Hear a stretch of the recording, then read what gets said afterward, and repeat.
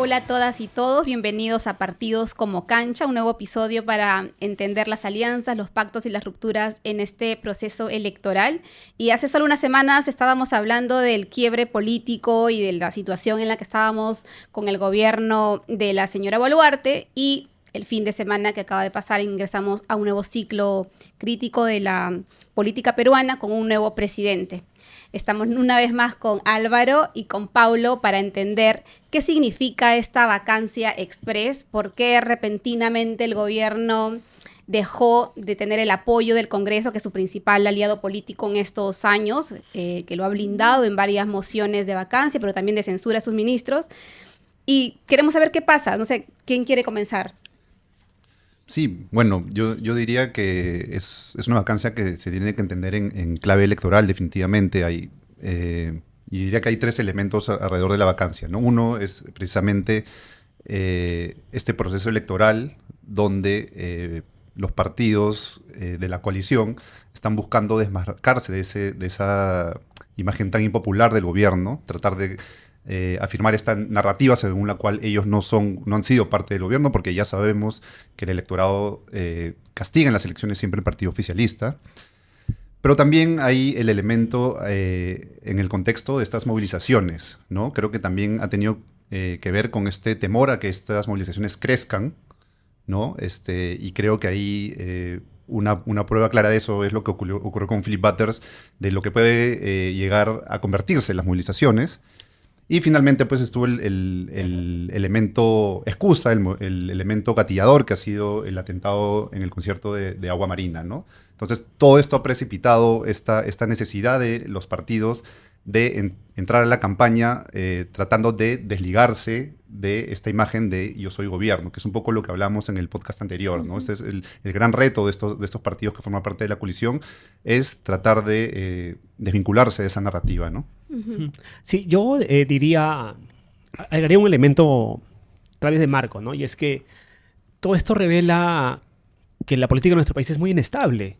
O sea, ¿no? Desde el año 2016, ningún presidente de nuestro país llega a los 5 años, ¿no? Todos acaban siendo vacados, renuncian.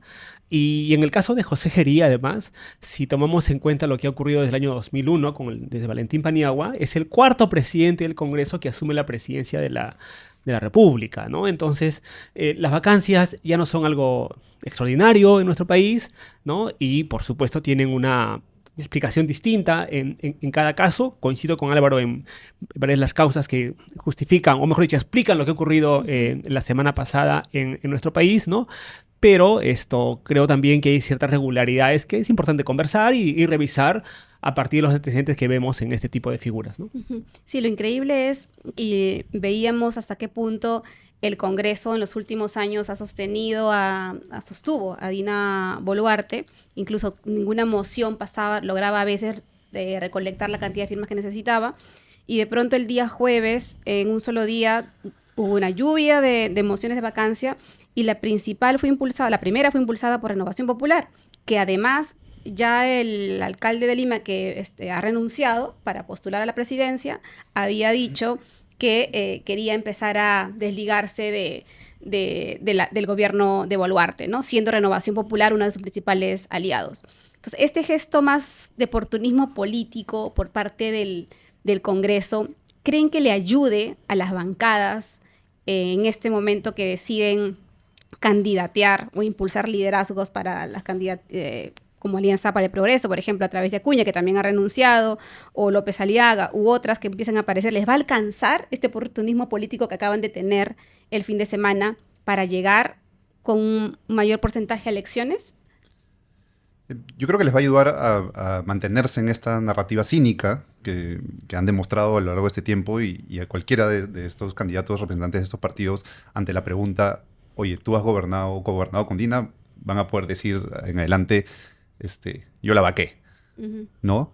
Y bueno, ya si eso es un mensaje que logra calar en el electorado, es algo que está por verse, pero sin lugar a duda, esto es en buena parte digamos, el motivo que ha precipitado esta vacancia tan express, ¿no? Y creo que además hay Incluso yo diría que en cierta forma esto marca el inicio más competitivo de la campaña, porque fueron dos partidos los que se adelantaron y luego Fuerza Popular este, y Acción, perdón, y el partido de Acuña, Alianza para el Progreso. Alianza para el Progreso, se tuvieron que adscribir a esta propuesta de vacancia porque se estaban quedando sin piso, ¿no? Ujú.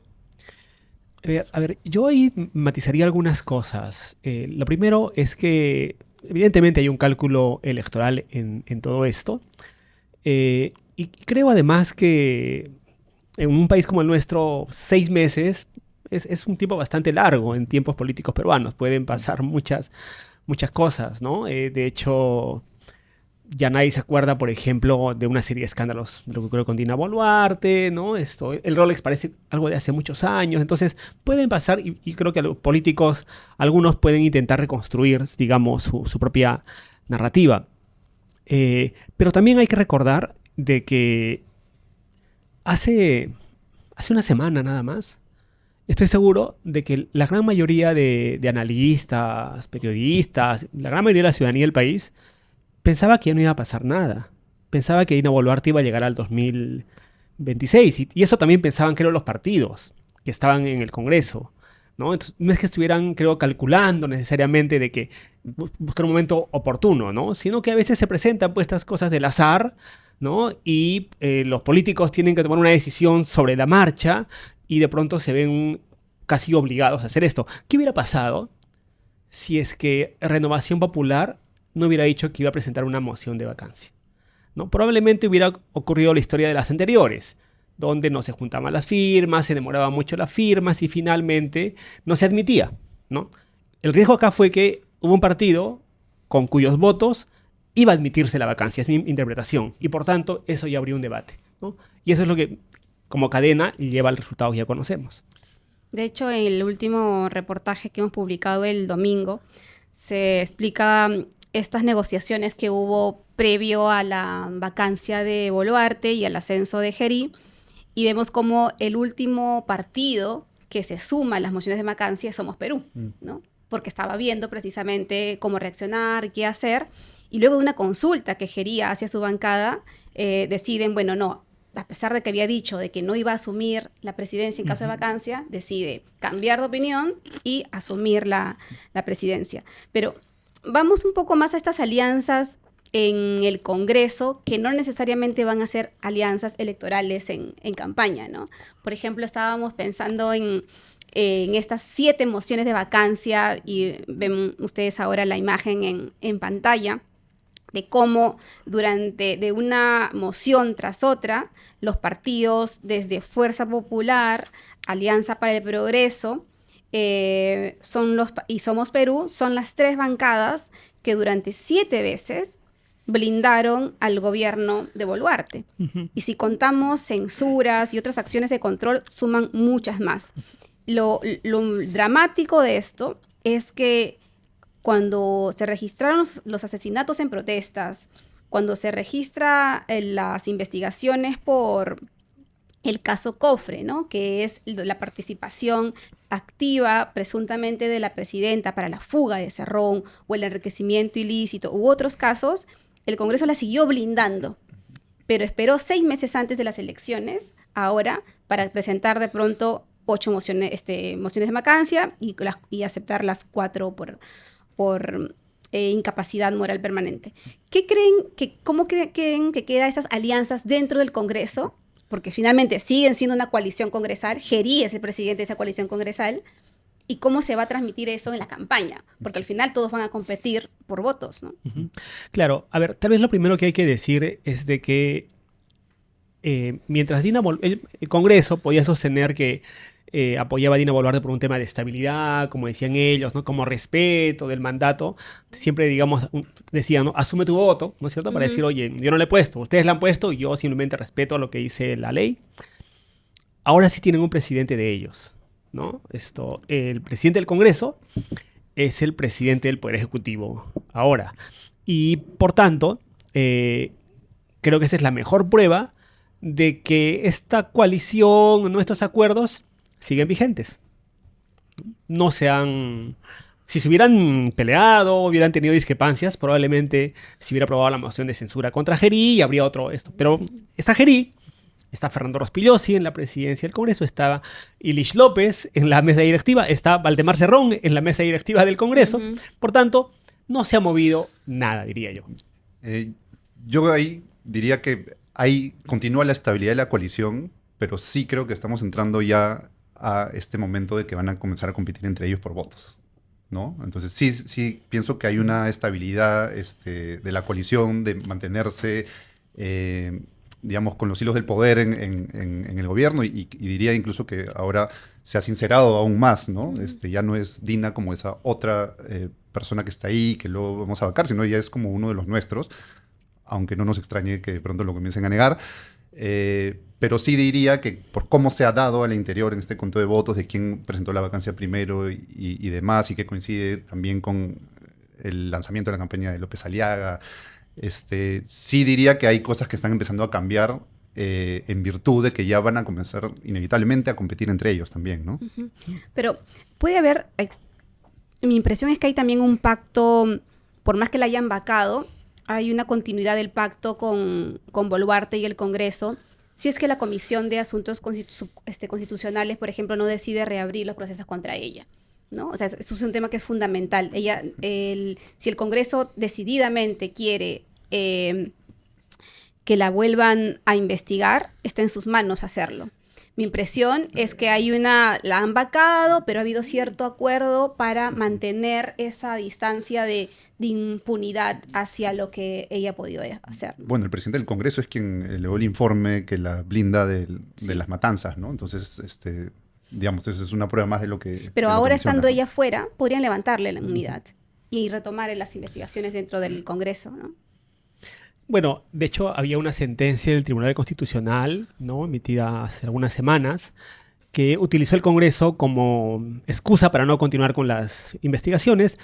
Ahora ya no la tiene. Entonces, Exacto. Inevitablemente van a tener que seguir con el procedimiento de evaluación de las acusaciones, de las denuncias constitucionales contra la expresidenta Dina Boluarte. Y ahí está Lady Y ahí Camones. vamos a ver, ya. Y ahí, efectivamente, y ahí vamos a ver cómo es que queda, ¿no? O sea, también creo que hay cosas que vamos a ir viendo. Ahorita, evidentemente, este ha sido un sacudón para la coalición. Si yo lo viera desde el lado de ellos, ¿no?, diría, bueno, no ha pasado nada todavía, tenemos nuestro presidente, estamos todos bajo el control del Congreso, tenemos nuestro Tribunal Constitucional, tenemos nuestra Junta de Justicia, tenemos nuestra Defensoría del Pueblo, o sea, no ha pasado mucho, ¿no? Todavía tenemos, digamos, la manera de conducir este gobierno, este Estado, hacia las elecciones, ¿no?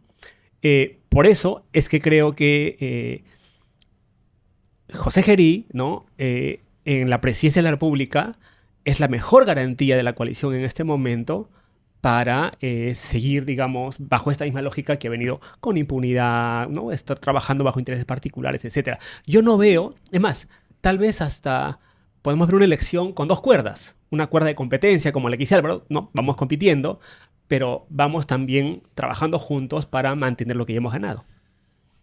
Y que también les da ciertas garantías alrededor de tener cierto control del proceso electoral. Diría yo, esa es una cuerda. No diría que van tan separadas porque sí, digamos, ha habido, bueno, con una constante intención de ir copando instituciones, digamos, que tienen una injerencia definitiva en el proceso electoral, ¿no? Pero sin duda, como yo coincido con Pablo, hay muchas cosas por verse, empezando por si Gerí va a continuar, ¿no? Eso es algo que todavía está en cuestión. La experiencia de las vacancias anteriores nos dice que, digamos, cuando hay vacancia y no se renueva la mesa directiva, ¿no? Digamos, la experiencia reciente dice que ese gobierno es breve, como el de Merino, ¿no? Uh-huh. Claro, habría que ver cuál va a ser la ruta de José Gerí, ¿no? Si la de Paniagua y Sagasti, un presidente del Congreso que consigue llegar y conducir un gobierno de transición, o va a seguir la ruta de Manuel Merino. Esas son las dos opciones que tiene. Y como dice Álvaro, efectivamente, hay ciertas, digamos, variables que parecen explicar por qué puede durar un presidente de Congreso y por qué no, ¿no? O sea, tener una mesa directiva, la misma mesa directiva habla de que eso no genera estabilidad. Por otro lado, también, digamos, el hecho de que el presidente, bueno, quien dirige el Ejecutivo, no distingue su agenda de la del Congreso, ¿no? Cuando es la misma agenda, o sea, no dura, ¿no? Valentín Paniagua, Francisco Sagasti, ¿no? Fueron presidentes que no se mimetizaron con el Congreso. Me parece que fue un escenario diferente también, ¿no? Porque el Congreso de Sagasti o el Congreso incluso de Merino no era con tantos cambios constitucionales, no tenía tanto poder como el actual Congreso, ¿no? De hecho, en esta última vacancia lo que nos demuestra es que el Congreso peruano es el que finalmente lidera los designios políticos del país, porque esta vaca un presidente tras otro, y es lo más estable dentro del poder, de la lucha de poderes que tiene el país. Y quería ver algo adicional, ¿no? Que, por ejemplo, incluso Gerí, como nuevo mandatario por sucesión constitucional, a diferencia de Sagasti, es un congresista que más bien ha sido parte de esta coalición congresal, ¿no? De la que ha tenido el control político del país, el que ha votado por estos otros nombramientos en estos otros poderes del Estado. Pero al mismo tiempo, si uno revisa el comportamiento de Somos Perú y las votaciones que Somos Perú y Gerí han impulsado, vemos que han participado en una serie de iniciativas legislativas que más bien sumaron a este deterioro institucional. Por ejemplo, ellos han votado a favor de la ley APSI, ¿no? Ellos votaron también a favor de la ley que debilita la colaboración eficaz, y la ley que debilita también la lucha, el tema de lavado de activos y extinción de dominio. Gerí también fue el encargado de elaborar el informe que finalmente terminó archivando la investigación contra Dina Boluarte por homicidio y lesiones en las protestas contra su gobierno, y ha sumado nuevos votos también para proteger y blindar al gobierno. O sea, no es cualquier congresista, ¿no? No es la actitud que han tenido los otros presidentes de transición. Entonces, sí es un presidente que responde más a los intereses del Congreso, ¿no? Sí, bueno, a ver, José Gerí postuló con el número 3 por Somos Perú. O sea, era un político importante de ese partido, ¿no? Y Somos Perú es un partido que tiene 30 años en nuestro país, no es un partido nuevo, ¿no? Exacto. Y por tanto, digamos, tiene operadores, tienen experiencia, y eso les ha permitido, en este Congreso tan fragmentado, tener cierto rol protagónico. Hay que recordar que ya muchos ya no lo tenemos presente, pero en la segunda mesa directiva que se eligió en el Parlamento, hubo un vicepresidente, un congresista de Piura, cuyo nombre no me acuerdo en este momento, que era de Somos Perú y fue elegido ya como parte de la mesa directiva. Entonces era un partido que, a pesar de que tenía sus 5 congresistas en ese momento, tenía la posibilidad de llegar a la mesa directiva, ¿no? Ahora tiene 12 congresistas, se han ido sumando otros. Pero también hay que recordar que José Gerí fue el presidente de la Comisión de Presupuesto del Congreso. La Comisión de Presupuesto debe ser tal vez la segunda comisión más importante del Parlamento, luego de la Comisión de Constitución, ¿no? Y José Gerí ha sido el presidente de esa comisión que, como sabemos, pues, es a la que recurre todo el Estado peruano para obtener recursos. Y además es lo que le permite, digamos, al presidente de esa comisión ser un actor político muy importante. Efectivamente, entonces, todo eso da cuenta, pues, de que José Gerí no es un parlamentario más, ¿no? No ha sido un parlamentario más. Es un parlamentario con suerte, ¿no? Además, Porque comentábamos antes de empezar el programa que José Gerí entró a ser regidor en la Municipalidad de Lima como accesitario, y ahora también ingresa como accesitario al Congreso, porque a Vizcarra termina inhabilitado, siendo el que obtuvo más votos, y entra Gerí con 11.000 votos. Solo 11.000 votos llevaron a Gerí a ser accesitario al Congreso y ahora presidente de la República. Pero este ascenso político dentro de Somos Perú, a quien lo llaman el hijo político, ¿no? de la actual presidenta del partido, también coincide con la suerte en la acumulación de su patrimonio, ¿no?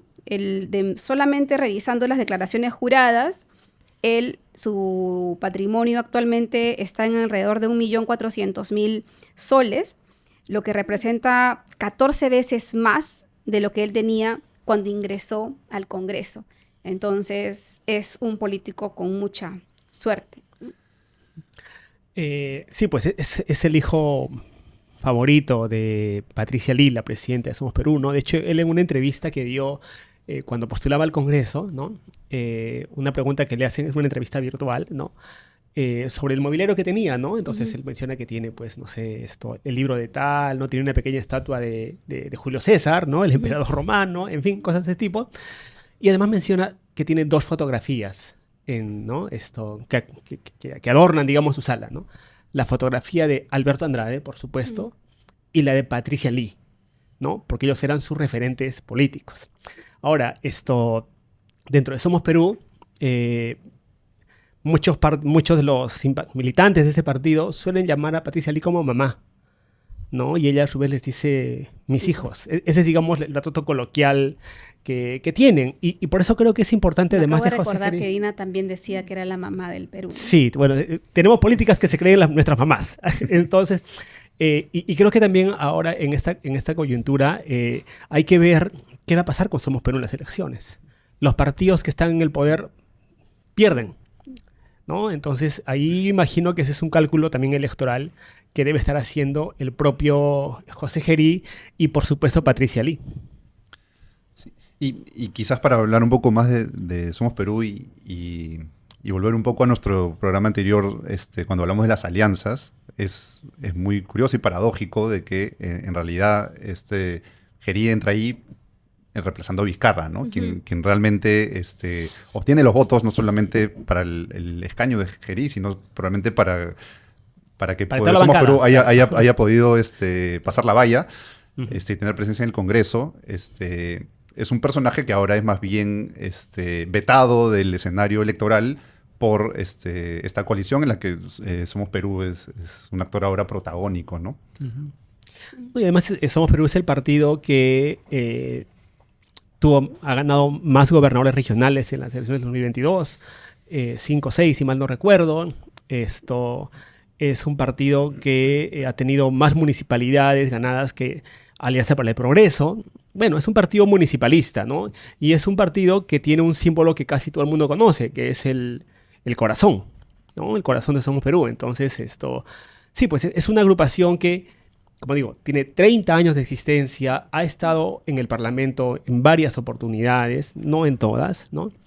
Pero además es la primera vez en toda su historia que consiguió llegar a la presidencia del Congreso, ¿no? Y a partir de eso, luego de un par de meses, a la presidencia de la República, ¿no? Alguna vez yo tuve ocasión de conversar con Patricia Lee, entonces no es una infidencia, ¿no? Porque y ella me contaba de que tenía un objetivo y un sueño, ¿no?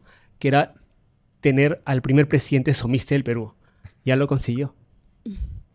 Bueno, ¿a qué costo, no? Porque el costo político nos lleva a pensar que a los que asumen esto es bastante alto, ¿no? Puede terminar o capturado por los intereses del Congreso, o si decide ampliarse, podría también terminar vacado otra vez. O sea, la inestabilidad y fragilidad con la que Geri ha asumido el poder no responde a ninguna alianza sólida ni mucho menos robusta. Y quería recordar algo además de Geri que es bastante grave, ¿no? La acusación por abuso sexual.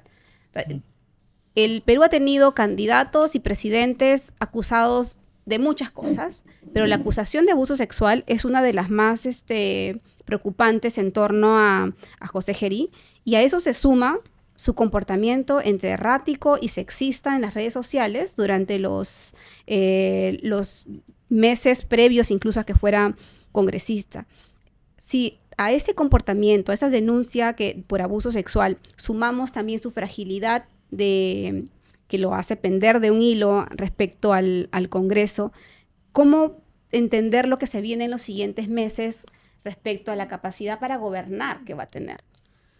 Sí, quizás yo creo que hay 2 elementos a considerar comparando con escenarios anteriores, también de vacancia en medio de un proceso electoral convocado. Y el primero diría es que, como tú mencionaste, se ha consolidado cada vez más esta dilución del equilibrio de poderes entre el Ejecutivo y el Parlamento. Si hay algo que José Geri comparte con Dina, es que ellos están ahí porque el Congreso lo permite, ¿no? Y creo que también es importante en este contexto mencionar la terriblemente baja aprobación de ambos poderes del Estado, ¿no? Que eso es algo que no ocurrió ni con Sagasti ni con Vizcarra, donde recién este desbalance de los poderes se estaba gestando, ¿no? Ujú. Pero eso es fuerte, ¿no? O sea, imagínate que vamos a tener dos presidentes que son conscientes que le deben el poder al Congreso y no al pueblo. O sea, en el sentido electoral, ¿no? Eso nos lleva a un círculo también perverso de qué estoy dispuesto a hacer y a ceder para los intereses del Congreso con tal de mantenerme en el cargo. Claro, y eso es muy inestable, finalmente, ¿no? Porque además, bajo este nuevo desequilibrio entre los poderes, hay que considerar también que ahora, al ser el presidente de la República, digamos, quien preside el Congreso, la vacancia es mucho más sencilla, digamos, ¿no? Ya no pasa por hacerte un proceso de vacancia. No hay vacancia, ¿no? Es simplemente censura de la mesa directiva. Digamos, ¿no? Entonces, digamos, disparar el arma es mucho más fácil, ¿no? Ya está ahí cargada, ¿no? Sí, mira, dentro de todo, digamos, yo diría que efectivamente el tema de las credenciales éticas de nuestros políticos le interesa mucha parte, a la mayor parte de la ciudadanía, yo creo, pero no a nuestros propios políticos, ¿no? Lamentablemente el Parlamento, los demás funcionarios no tienen eso como un elemento importante en su evaluación y por tanto y al contrario, ¿no? Tener a un político con cuestionamiento lo hace más débil y por tanto se pueden llegar a más acuerdos con él, digamos. Entonces viene a ser casi como un incentivo ahora, ¿no? Negociar con un político cuestionado porque sabes que va a ser mucho más sencillo, digamos, tener algún tipo de ventaja de un presidente, de un congresista, etcétera, ¿no? Pero quería decir también de que, claro, volviendo a Somos Perú, los gobernadores regionales han salido a respaldar a José Gerí, ¿no? El alcalde de Patás, que venía, digamos, con una agenda de cambio y todo eso, fue y se metió a Palacio de Gobierno y salió respaldando a José Gerí, ¿no?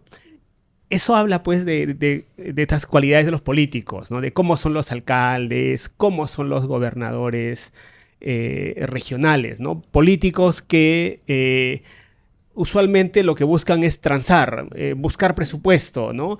Temas como el desarrollo, la defensa de la democracia, el equilibrio de poderes, etcétera, ¿no? Que tienen que ver más con la salud de nuestro sistema político, no está pues en la cabeza de estos actores. Sí, pero además sí agregaría que ya el cinismo es una moneda común, ¿no? Ya la aprobación no puede ser menor, ¿no? Y eso es algo que sí se ha instalado en el último régimen de pasar, digamos, ya ni siquiera pasarlos para agua tibia, simplemente permitirlos y seguir adelante sin ningún tipo de consecuencias, y esto tiene que ver con los blindajes que se hacen entre ellos y en este pacto de la coalición por mantener cierto status quo de impunidad también, ¿no? Claro, el punto de no retorno fue el asesinato de las 49 personas en protestas, ¿no? Sí, o sea, nunca el Perú, desde que retornó la democracia, la cuarta parte de todos los asesinatos en protestas se produjeron en esos 3 meses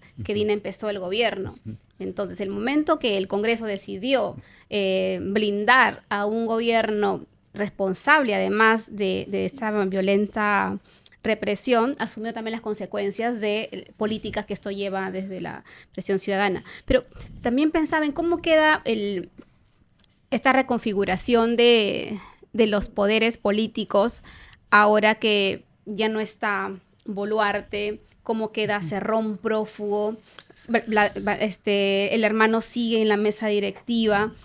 La fiscal de la Nación va a volver. Tomás Gálvez, el que archivó la denuncia de abuso sexual, sale no sale de la fiscalía, pero sale de esta lógica de poder, de liderazgo dentro del Ministerio Público. ¿Esta vacancia reconfigura las relaciones de poder o, bueno, salvo el Congreso, todo lo demás se puede mover, ¿no?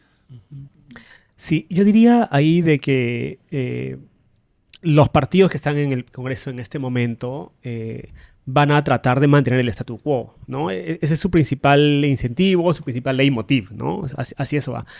Hemos llegado a controlar todo esto y por tanto no podemos perderlo más allá de quién gane las elecciones, ¿no? Yo creo que es una lógica que está instalada por lo menos en partidos como Fuerza Popular, Alianza para el Progreso, Perú Libre, por cierto, ¿no? Y por eso creo que son partidos que le tienen pavor a las elecciones, ¿no? No son partidos que van contentos como otros, ¿no? A las elecciones vamos a tener, porque tenemos oportunidad de ganar, ¿no? No. Aquí se pone en riesgo todo lo que hemos construido, digamos. Entonces, Hay oportunidad de perder. claro, pueden perder lo que hayan ganado. Entonces, por tanto, van a tratar de conservar. Y eso hace distinto, creo, este proceso electoral, ¿no? Pero bueno, eso por un lado. Y lo otro que quería mencionar, digamos, es que igual no todo se puede controlar en este país, ¿no? Y hemos visto que durante 2 años el gobierno y el Congreso casi convencieron a la mayoría del país de que protestar y movilizarse no servía, ¿no? Y sin embargo, hemos visto que con movilizaciones de los transportistas, la generación Z, etcétera, se va recuperando el valor de la protesta nuevamente, ¿no? Que puede ser efectiva para conseguir ciertos cambios. No todo, por supuesto, ¿no? Pero ese es un cambio. Y yo creo que, por ejemplo, eso no lo pueden controlar otra vez, ¿no? Lo cual además demuestra nuestro profundo racismo, ¿no? Porque no es coincidencia de que estas movilizaciones son movilizaciones que están ocurriendo en Lima y precisamente las que no lograron ningún tipo de cambio y que consolidaron este cinismo y esta impunidad fueron aquellas que no solamente provenían de las regiones, predominantemente del sur, pero sino también que venían manchadas de sangre, ¿no? Sí, ahora, sí es cierto que las movilizaciones son importantes para mantener como una participación ciudadana activa, pero también es cierto que el costo en muertes ha sido bastante elevado en el país, ¿no?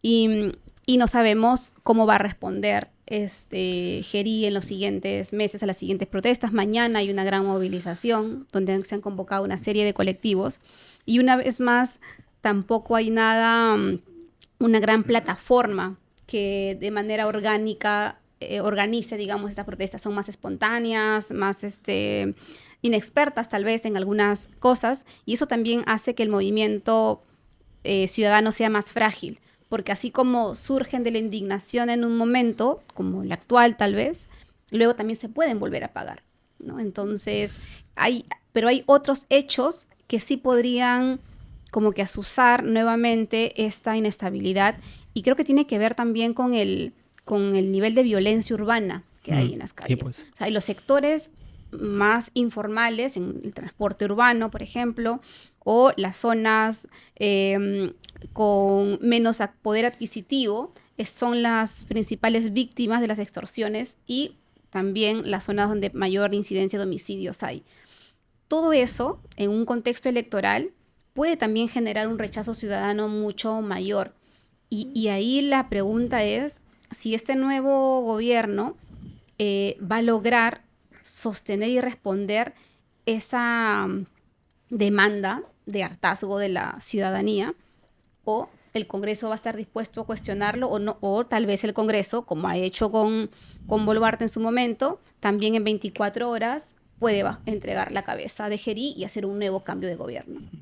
En ese sentido, creo que no ha sido para nada una coincidencia de que el primer acto público de José Gerí fue ir a los penales, acompañó a la policía, ¿no? Y mostrarnos fotos, digamos, que trataban de emular lo que ocurría en El Salvador, ¿no?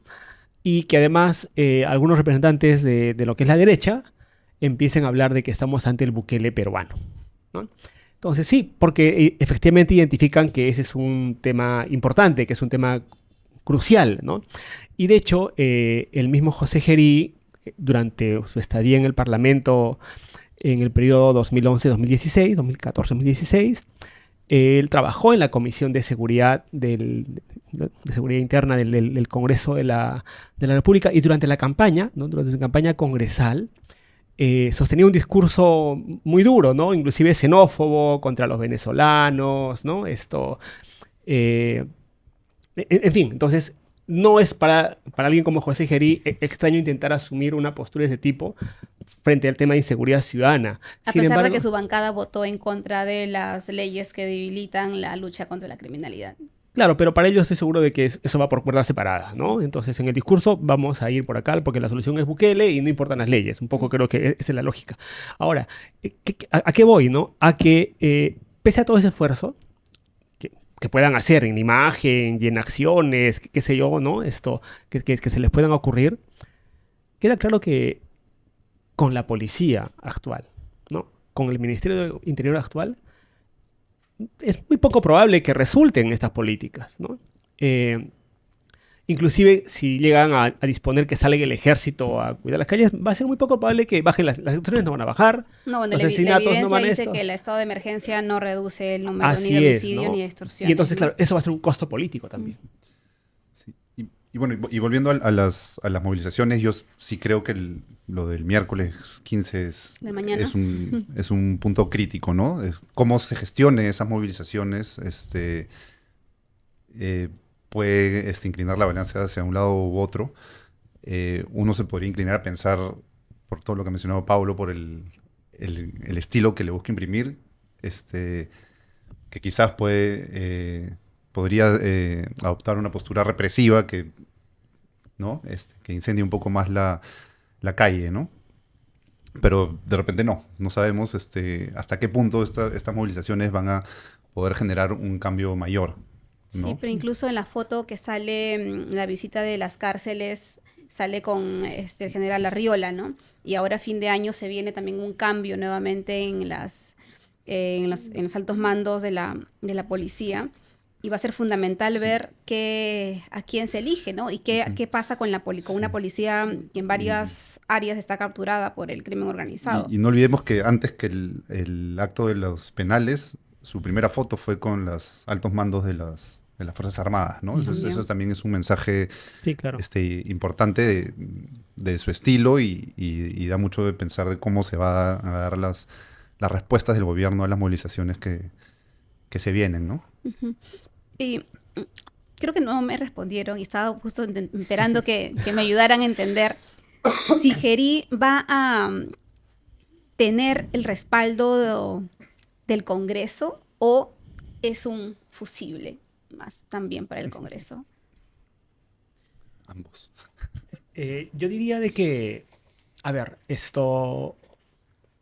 si es que ocurriera algún incidente, digamos, grave, ¿no? Esto en relación a, no sé, pues un escándalo, se revela algún hecho anterior de la vida de José Gerí, que sea suficientemente grave, o hay un nuevo atentado, ¿no? En temas de seguridad, no tengo duda de que el Congreso va a buscar ponernos a otro presidente, ¿no? O sea, no lo veo como algo, digamos, un actor imprescindible. ¿Pero quién asumiría? Siempre va a haber un Rospigliosi ahí para... Bueno, Rospigliosi asumiría. O puede ser otro parlamentario. Se chocolatea la mesa y se busca a algún otro que quiera estar y que de repente esto no tenga ningún interés en postular a la reelección, etcétera. Y entonces se puede buscar. No veo a José Gerí, salvo que José Gerí, digamos, cree pues un gobierno o inaugure un gobierno en el que tenga su propia personalidad, empiece a separarse del Congreso, busque el apoyo de la gente para enfrentarse al Congreso, a lo de Vizcarra, ¿no es cierto? Pero en el momento que el Congreso sienta que Gerí no les es útil... Pero también para un Congreso puede ser muy complicado sacar a un presidente que está a favor de la gente. También. No les importó con Vizcarra en su momento. Porque en ese momento era un Congreso que ya no podía ser, que digamos, no estábamos en un momento electoral como este, ¿no? O sea, lo va a mantener en la medida que le sea útil, ¿no? Pero más Pablo dice, no solamente que le sea útil, sino que sí podría, si es que Gerí decide gobernar, en el sentido de gobernar, y lo que implica además enfrentarse en algunas cosas al Congreso, el Congreso dudaría de vacarlo porque que apostaría por la estabilidad. Eso... No por la estabilidad, sino por su propia popularidad, diría yo, ¿no? O sea, ¿De verdad creen que este Congreso sería tan consciente como para ya no seguir vacando más presidentes? Pero es que de repente también ya a ver, si es que el Congreso ve que, o los parlamentarios, ¿no es cierto?, ven que faltan, no sé, pues 2 meses para las elecciones y hemos avanzado en la agenda y todo eso, sí, podría ocurrir, ¿no? Ahora, también es cierto que podrían, como ocurrió con Francisco Sagasti, ¿no?, amenazar con una destitución faltando semanas para, digamos, que acabe el gobierno. Sí, sí, o sea, todo eso. Lo que quiero decir es que no podemos descartarlo, ¿no? Ni el nada, ni No, el B. nada se puede descartar Ujú. estos meses, Ni ¿no? siquiera que los congresistas de repente, por su propio beneficio, no hagan algo que todos esperan que haga. Sí. Y hay un cuadro que ustedes han trabajado en el Instituto de Estudios Peruanos sobre que también nos detalla un poco la crisis cíclica en la que estamos atravesando desde el 2016, ¿no? Es el cuadro del número de ministros por gobierno, que ahora lo vamos a presentar en pantalla, y te demuestra el número de ministros por gobierno desde el año 2000. Y una cosa que a mí me sorprendió, de repente a ustedes no tanto, es que en realidad Castillo y en el periodo que estuvo en el poder tuvo 81 ministros y Boluarte 71, ¿no? O sea, Castillo igual fue más inestable que Boluarte, pero tampoco es... Yo creí que con los cambios que habían ido en Boluarte tal vez hubieran estado ahí más parejos. Sí, bueno, lo que el gráfico muestra en realidad es que estos cambios de ministros son una constante ya hace mucho tiempo, ¿no? De hecho, Castillo tuvo 81 ministros, que es la misma cantidad de Vizcarra, aunque Sí. sí, quizás Castillo es un caso ya más grave porque estuvo la mitad del tiempo más o menos que Vizcarra, pero ya la inestabilidad de los cargos ministeriales pues viene desde más atrás, básicamente desde 2016, ¿no? Si vemos el promedio de duración de los ministros, hasta el gobierno de Humala estaban entre 13 y 15 meses de duración de un ministro, Ujú. y en adelante no suben de 10 meses, ¿no? Siendo el más grave es el caso de Castillo, donde duraron 3 meses. Pero en el gobierno de Boluarte han durado en promedio 9 meses, según el dato que hemos obtenido, ¿no? Digamos, sí hay un quiebre claro desde que iniciaron las vacancias, ¿no? En 2016. Sí, eso se traduce obviamente en una paralización en varios aspectos también del Estado, o en políticas públicas incluso. Sí, bueno, el Ministerio del Interior es el caso más exagerado, digamos, ¿no? Estamos hablando de 48 ministros, me parece, desde el 2000, Sí, ¿no? 48. Y, Ujú. digamos, Y justicia 37, ¿no? Ujú. Claro, justo los ministerios, digamos, que tienen que ver con los temas de seguridad y de derechos, digamos, ¿no? Revisión del sistema de justicia. Sí, pues. Sí. Sí, ahora, de repente, el tema de ministros también es importante tenerlo presente porque en nuestro país, digamos, algunos ministros de los gobiernos que salen intentan postular, ¿no? Y lo hemos visto ahora con las renuncias bueno, renuncias forzadas, ¿no? Ujú. Pero que además coincidieron en el tiempo sobre todo los ministros, bueno, de José Santibáñez hace Que no ya más de una sabemos semana, no si va a sé. seguir cercano a la Alianza para el Progreso después de esto. Después de esto, y también ministros como César Vázquez, ¿no? Y César Sandoval del MTC, O ¿no? Morganquero también, ¿no? Morganquero, Mm. etcétera, ¿no? Esto. Pero lo que la data muestra, la revisión por lo menos que hemos hecho, es de que son poco exitosos, ¿no? Los ministros de un gobierno que postulan inmediatamente, no todos consiguen ser elegidos, ¿no? Lo tienen muy difícil en todo caso. Son la excepción aquellos que consiguen ser electos, ¿no? Entonces, creo que en un contexto como este, ¿no? Donde salen muy mal, además, salen de un gobierno vacado, Arrastrando una mochila muy pesada. así es, ¿no? Esto probablemente no solo tengan difícil su elección, sino como tú dices bien, inclusive que sean consigue un incluidos en las vehículo, listas, claro. ¿no? Sí, ahora, la data también dice que los alcaldes que dejan la alcaldía para postular a la presidencia no ganan.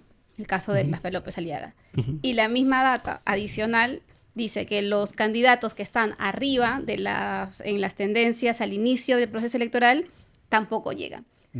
pero el Perú siempre se sale de las tendencias, ¿no? Bueno, lo que ocurre, Nelly, es de que si uno se pone a revisar los alcaldes de Lima desde los años 80, a excepción de Jorge del Castillo, que fue alcalde del 86 al 89, ¿no? Ujú. Y de Jorge Muñoz, más recientemente, que no acabó su mandato porque fue vacado, ¿no es Revocado, cierto? ujú. ¿No? Del cargo Revocado. de alcalde. Todos los demás alcaldes han intentado dar el salto. Qué triste, ¿no? En el sentido de abandonar un puesto por el que ha sido electo, porque lo abandonan, para buscar más poder, Ahora, ¿no? no todos lo abandonaron, ¿no? Sino Ujú. en este caso se da la coincidencia de que coinciden ambos procesos Pero abandonan. electorales. Pero ¿no? ellos saben, cuando postulan a la alcaldía, saben que el proceso va a coincidir Mm. y deciden postular aún así. Sí, Sí. sí, sí. Claro, hay años como este en que efectivamente coincide el último año de gestión con Claro, la porque elección, o sea, López etcétera, ¿no? Aliaga y a César Acuña, cuando postularon a los diferentes cargos en gobierno regional Acuña y en López Aliaga en Lima, ambos sabían que iban a coincidir y ambos sabían que si iban a postular la presidencia tenían que dejar los Sí, cargos. incluso dijeron que no, por lo menos López Aliaga Bueno, se López sabe que Aliaga Y César dijeron- Acuña también. César Acuña también. Sí, y ambos mintieron abiertamente. Como George pero- Forsyth también en su momento. También con el- Exacto. Claro. Por eso digo que es triste, porque para mí sí es un abandono explícito del cargo, porque ellos saben en todo momento que van a coincidir y eligen postular, y más bien pareciera que toman el gobierno regional o la municipalidad como un trampolín, ¿no? Para llegar al poder. Sí, y en el caso de López Aliaga, no solo un trampolín, sino un premio consuelo, porque recordemos que él postula a la alcaldía de Lima ante su revés electoral en la campaña presidencial, ¿no? O sea, todos sabíamos siempre que su objetivo era ser presidente, ¿no? Sí, y bueno, y tal vez lo que resalta más en el caso de Rafael López Aliaga, a diferencia de otros alcaldes que han buscado la elección, es que él sí se ha esmerado, voy a decirlo en estos términos, en utilizar el cargo para postular, ¿no? Es decir, utilizar el Para hacer cargo proselitismo para hacer político. proselitismo político, para hacer campaña, ¿no? Y lo ha hecho prácticamente hasta el último día que ha podido, ¿no? Está siendo Con el investigado lanzamiento por de, eso. ¿no? Pero entonces, digamos, era evidente más o menos para todos que se estaba utilizando el cargo de una manera bastante cínica, ¿no? Y sin embargo, hemos visto que las autoridades electorales han tenido por lo menos una actuación no tan prolija, diría, ¿no? Al permitir esto, y también en el caso de César Acuña, ¿no? Pero bueno, ya están ahí, ya van a ser candidatos, ya han dejado la alcaldía, ya han dejado el gobierno regional y ahora pues los veremos, esperamos ya directamente en la cancha sin aprovechar los recursos públicos. Esperemos, ¿no? Porque digamos, Esperemos. podría ser que quienes asumen también sigan apoyando actividades proselitistas, ¿no? ¿Han escuchado el anuncio de López Aliaga de cómo plantea por qué decide dejar la municipalidad y postular a la presidencia? Porque es un servicio público y que va a luchar contra la inseguridad. Incluso durante su presentación utilizó a menores de edad, ¿no? Para hacer parte de su propaganda electoral sin ningún respeto, además, por la protección del menor. Y Acuña incluso en su carta pública también dice algo que es muy interesante, voy a decir, de leerlo, porque La Libertad es la región donde más se está incrementando la ola de homicidios y extorsiones y la minería ilegal, con todos los muertos que esto ha supuesto en Patás. Y sin embargo, Acuña en su carta de anuncio público dice que va a dejar la libertad porque quiere poner su conocimiento al servicio del país en la lucha contra el crimen organizado, ¿no? Dejando a su región en uno de los peores niveles de violencia urbana. No, la libertad la dejó hace mucho porque vivía de viaje, además César Acuña, ¿no? Casi no Sí, estaba en la libertad. Exacto, para de mucha licencia y licencia. Sí, bueno, y no les va bien en general, ¿no? Tal vez el único alcalde que casi consigue llegar a una segunda vuelta es Barrantes y en los 80s, ¿no? De ahí no consigue, no sé, pues ni Luis Bedoya Reyes, que está antes inclusive de los 80s, ¿no? Ni Belmont, ¿no? Alberto Andrade, tal vez que quedó tercero cuando postuló, ¿no? Pero Luis Castañeda, que digamos es como el, no sé, el padre político de Rafael López Aliaga, y quedó quinto la vez que postuló, digamos, a la presidencia de la República, ¿no? Entonces, no, digamos, ser alcalde no ha sido suficiente para que estos políticos puedan contar con más apoyo del que tienen en Lima, ¿no? Y además diría, bueno, creo que la aprobación de López Aliaga no es tan baja en el contexto actual, donde los niveles son bajísimos, pero sí recuerdo que los niveles de aprobación de Castañeda, de Andrade, eran bien altos, ¿no? Entonces, aún así, no lograron buenos resultados. Y recuerdo por lo menos que Castañeda tuvo una tendencia similar, ¿no? También inició alto en las encuestas, estaba entre los primeros lugares y poco a poco se iba cayendo, que es lo que la historia dice que debería ocurrir, pero esto, como dices Nelly, es como la selección de Gareca, ¿no? Siempre hay un montón de primeros veces que pasan cosas. No, es malo utilizar a veces la tendencia y la estadística en el caso peruano porque siempre nos sale de todo de control. Estaba recordando una de las preguntas que hizo Ipsos en un estudio de poder, donde le preguntan qué peruanos deberían retirarse definitivamente de la política, ¿no? Y sale 69% Keiko Fujimori, 43% Acuña, 25% Cerrón, o sea que los encuestados prefieren sacar a Keiko antes que a Cerrón, eso me parece interesante, y 23% López Aliaga, ¿no? Que ahora está con 8% en las encuestas, y Dina Boluarte 17%. O sea, Dina Boluarte es la persona con mayor nivel de desaprobación, con 2%, pero aún así, en esta encuesta de poder, el 69% prefiere que más bien Keiko sea la que se retira de política, junto a Acuña, Cerrón, López Aliaga y la misma Boluarte.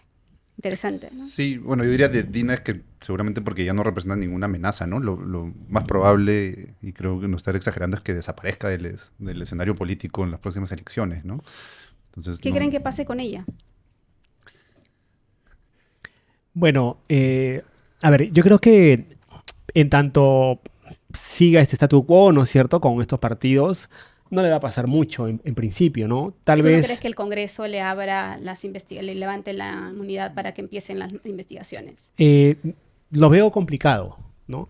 Este Parlamento me parece que no tiene ningún tipo de vocación para poder revisar o facilitar que Dina Boluarte rinda cuentas de la justicia como le corresponde, porque ha sido su socia, ¿no? Es decir, ha trabajado con ellos, se conocen demasiadas cosas unos de otros, ¿no? Entonces, no van a facilitar eso, ¿no? Entonces yo creo que, y es más, a Dina Boluarte le conviene casi, digamos, haber sido vacada para tener unos meses para preparar su defensa, mientras se prepara para que acabe, digamos, este periodo y sus protectores ya no estén, ¿no? Pero también creo de que si es que, digamos, se consigue las movilizaciones y las propias elecciones ponen en graves aprietos, ¿no?, a los partidos del Congreso, se van a ver obligados tal vez a hacer algunas cosas que ahora no quieren, ¿no? Me pregunto, por ejemplo, ¿qué pasaría si en la siguiente encuesta aparece Vizcarra, ¿no? No sé si Martín o Mario, ¿no? Pero aparece un M. Vizcarra en primer lugar, ¿no? Esto va a mover, ¿no? Más que un asesinato nuevamente, etcétera, en términos electorales, creo que eso sí puede generar, digamos, que estos proceden a hacer cosas que no piensan ahora. Porque lo que moviliza al Congreso es el temor a perder el poder, ¿no? Eso es prácticamente el inicio de sus negociaciones para todo, ¿no? Y su némesis en este momento, no es un Congreso que le preocupe la izquierda radical, ¿no? La némesis de este Congreso es Martín Vizcarra, para bien, para mal, pero así lo ven. Sí. ¿Tú qué crees que pase con Dina? Yo igual, digamos, en tanto le sea útil no lavar los trapitos sucios enfrente de todos, lo van a mantener así. Pero si ven la oportunidad de canalizar votos. Sí, creo que no dudarían en tirarla debajo del bus y ensañarse con ella para distanciarse más, si es que eso les beneficia, digamos, electoralmente, para no perder este status quo, ¿no? Uh-huh. Bueno, vamos a ir cerrando el programa y volviendo para cerrar el programa con el tema de la marcha de mañana. ¿no? Hay futuro en este tejido social que se está reactivando camino al rechazo que tiene el Congreso, pero también al nuevo gobierno, en camino a las elecciones. Hay espacio para reactivar nuevamente a la ciudadanía, teniendo en cuenta que ha habido mucha represión, pero también leyes que reducen los espacios cívicos, hay mucha represión hacia las ONGs, hacia los colectivos de derechos humanos. ¿Es posible que esta movilización se traduzca en algo más sólido en un contexto tan hostil, creen ustedes? Y ya con eso cerramos. Yo sé que nos estamos saliendo del tema electoral, pero creo que es fundamental entenderlo. A ver, yo diría que va a depender mucho de las respuestas que dé el gobierno, ¿no? Sea con Gerí o con cualquier otro, digamos. Hay que recordar que el año 2020, durante el gobierno de transición de Francisco Sagasti, ¿no? Hubieron también movilizaciones muy grandes por el tema de la ley agraria, ¿no? En Ica y en los valles agrarios, ¿no? De La Libertad, de Piura y sobre todo en Ica. Y también hubo muerte. Y también hubieron lamentablemente víctimas, ¿no? Por las cuales hace algunos meses se ha condenado a algunos integrantes de la Policía Nacional. Hay que recordar eso, ¿no? Que la impunidad no dura toda la vida, ¿no? Entonces, los gobiernos de transición no están vacunados contra la movilización y la protesta, ¿no? Eso quiero decir. Por tanto, esto a mí me parece que camino hacia las elecciones vamos a ver todavía episodios de movilización y protesta. Pero no solamente los típicos, digamos, de las plataformas que salen a marchar, sino también otros como los que ocurrió con Philly Butters, ¿no? En donde la ciudadanía, de manera espontánea en algunos casos, seguramente van a protestar contra políticos en particular durante la campaña electoral, ¿no? Entonces yo espero que no haya actos violentos, ¿no? Pero estoy seguro de que rechazo sí vamos a ver en más de una ocasión. Es increíble que los políticos no entiendan que esos discursos y ataques como los que suele tener López Aliaga o el mismo Philly Butters solo polarizan y confrontan más y ponen un riesgo tan elevado por lo violento que pueden ser las reacciones. Sí, yo sí diría que el enfoque incrementalmente represivo que ha habido sobre las marchas en el último tramo, digamos, proveniente de esta coalición, sí da cuenta de que esta coalición tiene cierto miedo de que esto crezca, ¿no? Y por eso sí en un momento me incliné a pensar de que tanto las movilizaciones que ya van por lo menos 3-4 semanas sostenidas en Lima, más el episodio de Butters, sí han sido elementos que han precipitado este cambio de entregar a Dina, en cierta forma para tratar de dejar sin piso las movilizaciones, ¿no? Pero al colocar a un presidente tan visiblemente miembro de este pacto, creo que digamos, no se va a dar esa desmovilización, ¿no? Entonces, hay mucho por verse en esta marcha de mañana. A mí me preocupa mucho el estilo buquelesco que ha buscado imprimir el presidente Gerí en cuanto a las formas represivas que vienen en incremento ya hace mucho tiempo en cuanto a la gestión de las movilizaciones, ¿no? Sí, y ojalá que en realidad los discursos que son tan agresivos y son dados directamente por los líderes de estos partidos puedan asumir una responsabilidad y volverse menos... Se pueden reducirse el número de ataques, ¿no? Por parte de López Aliaga, de Butters o de cualquier otro líder que postula a la presidencia. Bueno, sí, bueno, lamentablemente, pues, Nelly, hay un sector de la clase política que ha normalizado el terruqueo, ¿no? Y claro, el terruqueo es una forma de violencia, ¿no? Contra el derecho a la protesta que tiene cualquier ciudadano, ¿no? Entonces, ellos dirán de que las protestas son violentos, ¿no? Pero la causa de esa violencia está muchas veces en los propios actores que se sienten atacados por ella, ¿no? Sí, que pagan, ¿no? Porque además López Aliaga y otros gastan muchísimo en publicidad digital para hacer uso de esta violencia discursiva. Bueno, vamos a cerrar ya con esto el programa. Gracias, Paulo, y gracias, Álvaro. Bueno, este es un episodio más de Partidos como Cancha, un espacio producido por el Instituto de Estudios Peruanos y Ojo Público. Nos vemos en un siguiente episodio.